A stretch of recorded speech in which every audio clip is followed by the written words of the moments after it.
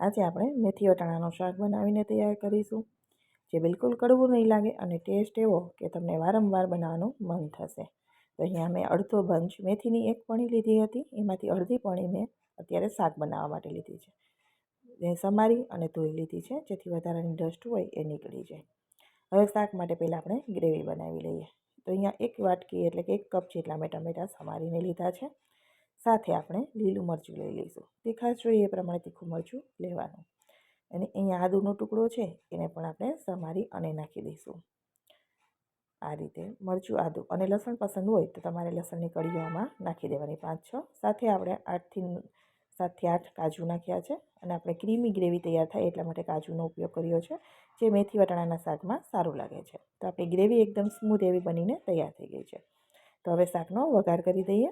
તો વઘાર માટે 2 મોટી ચમચી આપણે પેનની અંદર તેલ નાખવાનું છે. તેલ થોડું ગરમ થાય એટલે તમાલપત્ર અડધું નાખ્યું છે, તજનો ટુકડો નાખી દઈશું. અને સાથે આપણે અડધી ચમચી જીરું નાખવાનું છે. જીરું એકદમ સરસ રીતે ચટકવા દેવાનું છે. જીરું ચટકવા લાગે ત્યાર પછી આપણે ચપટી જેટલી હિંગ નાખી દઈશું. અને જે આપણે પ્યુરી બનાવીને રાખી છે ટમેટાની, એ નાખી દેવાની છે. ટમેટાની પ્યુરીમાં તમે લસણ અને ડુંગળી બંનેનો ઉપયોગ કરી શકો છો. મેં અહીંયા લસણ ડુંગળી નથી લીધા. હવે પહેલાં પ્યુરી નાખી દઈશું અને સરસ રીતે થોડુંક તેલમાં આપણે ચલાવી દઈશું. થોડી વાર આપણે સાતરી લઈએ ને તો એની થોડું કચાશ દૂર થઈ જાય અને ત્યાં સુધીમાં આપણે મસાલા કરી દઈશું. રેગ્યુલર ઘરમાં જે આપણે વાપરતા હોય એ જ. તો અહીંયા આપણે 1/4 ચમચી જેટલી હળદર લઈશું. તીખાશ પ્રમાણે તમારે મરચાંનો ઉપયોગ કરવાનો છે. મેં 1 ચમચી નાખ્યું છે. અડધી ચમચી ધાણા જીરું નાખ્યું છે અને સ્વાદ પ્રમાણે આપણે મીઠું નાખી દઈશું. બધી જ વસ્તુને એકદમ સરસ રીતે આપણે મિક્સ કરી લેવાની છે. અને થોડી વાર આપણે એને સાતળીશું. આ જ રીતે તેલની ગેસની ફ્લેમ છે ને લો ટુ મીડિયમ, લોવર સાઈડ રાખવાની છે, મીડિયમ સાઈડથી થોડી નીચે, એટલે નીચે આપણે કાજુ નાખ્યા છે તો બળે નહીં. સાથે અડધો કપ આપણે લીલા ફ્રેશ વટાણા, અત્યારે બજારમાં સરસ એવા વટાણા આવે છે, તો તાજા જ વટાણા આપણે નાખીશું. ના હોય તો જ તમે ફોર્જનનો ઉપયોગ કરી શકાય. બને ત્યાં સુધી ફોર્જનનો ઉપયોગ ના કરવો. હવે એકદમ સરસ રીતે મિક્સ કરી અને કવર કરી દઈશું. 3 મિનિટ માટે આપણે એને કૂક થવા દેવાના છે. 3 મિનિટમાં આપણું તેલ પણ એકદમ સરસ સેપરેટ થઈ જશે અને કલર એકદમ સરસ આવી જશે મસાલામાં. ત્યાં સુધી વટાણા કાચા નહીં રહે, કેમ કે જે આગળ પણ આપણે એને કૂક કરીશું. અને આ રીતે તાજા વટાણા નાખવાથી બિલકુલ કાચા નહીં લાગે. તમે કોઈ પણ શાકમાં વટાણા છે તેલમાં નહીં નાખવાના, તમે ઉપરથી નાખજો એટલે તમારા વટાણા છે એકદમ સરસ થઈ જશે. જો તેલમાં નાખો તો થોડા ચવડ લાગે છે, પરંતુ આ રીતે નાખવાથી એકદમ સરસ રહે છે. હવે એકદમ સરસ આપણે તેલ છૂટું પડી ગયું, પાકી ગયું છે. તો હવે આપણે ઘરની મલાઈ નાખીશું. અહીંયા 1.5 ચમચી જેટલી, 1.5 થી 2 ચમચી ઘરની મલાઈ નાખી છે. ના હોય તો તમે બજારની ફ્રેશ ક્રીમ નાખી શકો છો, પણ બને ત્યાં સુધી આપણે ઘરનો જ ઉપયોગ કરવાનો. તો શાક છે એટલું સરસ બનીને તૈયાર થશે કે ખાવાની બહુ જ મજા આવશે. હવે અહીંયા આપણે મલાઈ નાખી અને સરસ રીતે આપણે મિક્સ કરી અને મલાઈમાંથી ઘી છૂટું થવા દેવાનું છે. મલાઈ આપણે નાખી છે તેમાંથી ઘી ઓટોમેટિક છૂટું થશે. ઘરની મલાઈ છે એટલે સરસ ઘી નીકળશે એમાંથી. અને આ રીતે તમે જોશો તો તેલ ઘી બંને સેપરેટ થઈ જશે.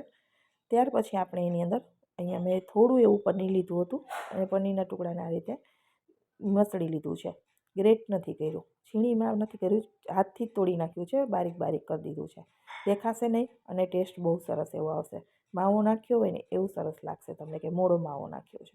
એકદમ મસ્ત એવું મિક્સ થઈ જશે. એટલું આપણે મેશ કરી દેવાનું છે પનીરને.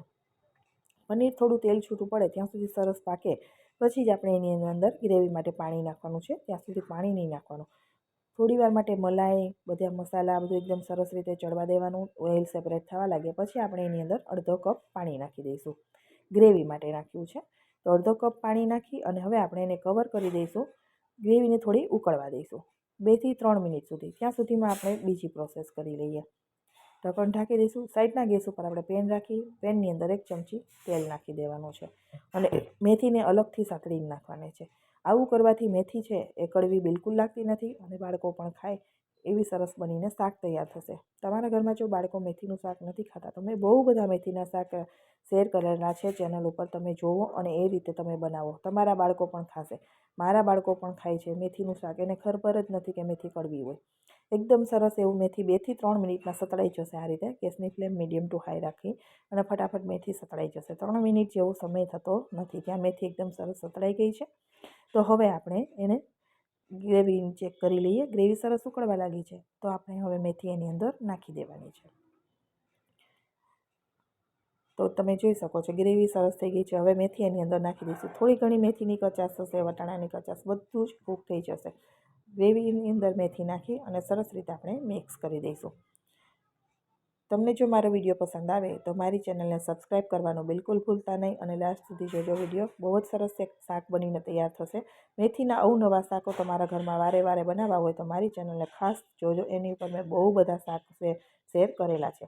5થી 6 મિનિટ મેં મીડિયમ ફ્લેમ ઉપર આ શાકને કવર કરી અને કૂક થવા દીધું હતું. ત્યાં સુધીમાં તમે જોઈ શકો છો શાકનો કલર પણ બદલાઈ ગયો છે અને ઉપર ઓઇલ એકદમ સરસ રીતે સેપરેટ થઈ ગયું છે. એટલે કે આપણું શાક છે એકદમ સરસ એવું બની ગયું છે. તો હવે આપણે એની અંદર મસાલો કરીશું. મસાલો કેવો નાખવાનો છે જેથી સ્વાદ આપણો હોટેલ જેવો આવી જાય. તો મસાલામાં આપણે પહેલાં હું અહીંયા થોડા લીલા મરચાં ગાર્નિશિંગ માટે નાખું છું. બિલકુલ ઓપ્શનલ છે. જે શાકનો લુક સારો આપે એટલા માટે મેં નાખ્યા છે. હવે સાથે આપણે મસાલો નાખીશું. તો મસાલો છે પંજાબી ગ્રેવીનો મસાલો હોય, કિચન કિંગ મસાલો હોય, પનીર ટીકાનો મસાલો હોય, કોઈ પણ હોય એ મસાલો તમે અહીંયા નાખી શકો છો. હવે પંજાબી ગ્રેવી શાકનો મસાલો જે રેગ્યુલર બજારમાં મળે છે 1 ચમચી ભરીને નાખી દીધો છે. એટલે બજાર જેવો જ એકદમ મસ્ત ટેસ્ટ આવશે. આપણું શાક હવે બનીને રેડી થઈ ગયું છે. હજી થોડી વાર માટે મેં ગેસ ઉપર રાખ્યું છે જેથી મસાલો એકદમ સરસ રીતે બધા શાક સાથે ચડી જાય. પછી મેં અહીંયા સર્વ કરી દીધું છે. રેસીપી પસંદ આવી હોય તો વિડીયોને લાઇક અને શેર કરવાનું બિલકુલ ભૂલતા નહીં.